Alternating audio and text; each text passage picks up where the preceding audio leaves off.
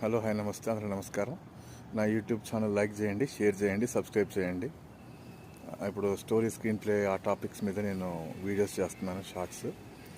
Story రాసుకున్నాక అంటే జానర్తో మొదలు పెట్టుకుని కాన్ఫ్లిక్ట్, థీము, ప్లాట్ అవన్నీ పెట్టుకున్న తర్వాత మనం ఏం చేస్తామంటే స్టోరీ రాసుకుంటాం లాగ్ లైన్తో. లాగ్ లైన్తో రాసుకున్న తర్వాత ఒక సినాప్సిస్ లాగా 10 లైన్స్ రావచ్చు, 1 పేజ్ రావచ్చు, అంటే 20 లైన్లు రావచ్చు. అప్పుడు మనం దాన్ని ఏం చేయాలి, దాంట్లో ఇన్సిడెంట్స్ యాడ్ చేసుకుంటూ కాన్ఫ్లిక్ట్ దారి తీసుకుని మనం ముందు తీసుకెళ్ళాలి. అప్పుడు దాదాపు అది 2-3 పేజెస్ వస్తుంది. ఆ దాంట్లో కూడా మనం ఏం చేయాలి, క్యారెక్టరేషన్స్ డెవలప్ చేసుకుని ఒక మైండ్ మ్యాపింగ్ వేసుకుని పాత్రలు సృష్టించాలి. క్రియేటింగ్ క్యారెక్టర్స్, 1-2 పాత్రలు ఉంటే సరిపోదు. ఎగ్జాంపుల్ చెప్తున్నా.